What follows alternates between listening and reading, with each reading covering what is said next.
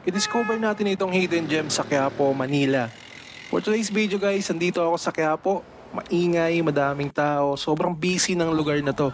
Pero may lugar pa rin ang kapahingahan sa isang coffee shop na ating pupuntahan.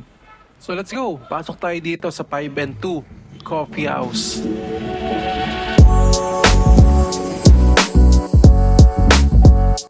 Sa gitna nga ng Quiapo ay may sinilang na coffee shop na ngayon ay kanlungan ng mga naghahanap ng kape at pahinga sa lugar na ito. Ang 5 and 2 Coffee House ay isang malupit na coffee spot dito sa Quiapo, Manila. Minimalist na may pagka-industrial ang peg ng design sa loob ng shop. Siyempre, very Instagrammable. Punta tayo sa kanilang mga coffee. Ako bilang barista at coffee lover, guys, I can say na solid masarap ang coffee beans na gamit nila dito. At ang malupit pa guys, sa kanilang coffee menu ay available ang mga flavor ng paborito nating Pinoy desserts. Mayroon ditong ube latte, pandan latte, at kung may Spanish latte, dito guys, may palitaw latte. Isa yan sa pinagmamalaki nila dito at masasabi ko na masarap talaga. Lasang-lasa yung palitaw dito and take note, hindi yun artificial flavor. Balanse din yung tamis at lasa ng kape. Plenty ang choice ng mga cakes and pastries dito. Perfect i-pair sa paborito nyong coffee or non-coffee beverage. Natikman ko dito ang kanilang ube queso pop. Siyempre, hindi lang ako coffee lover guys. Ube lover din ako at masasabi ko na masarap, authentic yung lasa ng ube. Perfect i-pair sa hot coffee.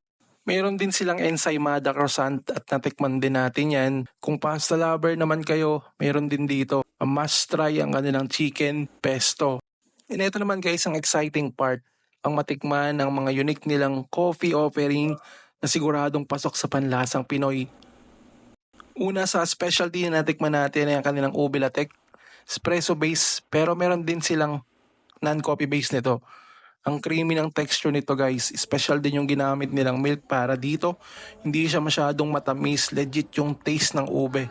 Hindi rin overpower yung lasa ng kape. Promise masarap to guys. Next is pandan latte naman guys. One of a must try din ito. Alam ko available din ito sa non-coffee.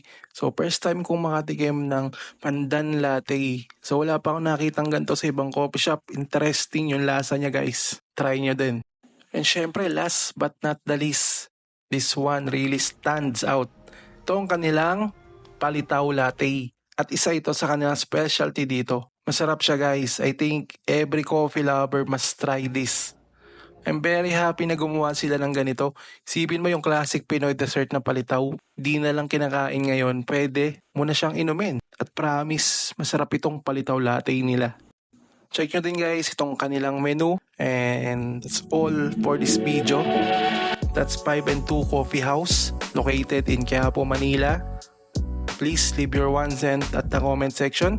I'm your kaperista na nagsasabing stay caffeinated and be kind always. God bless sa ating lahat. Sa susunod ulit. Thank you guys for watching.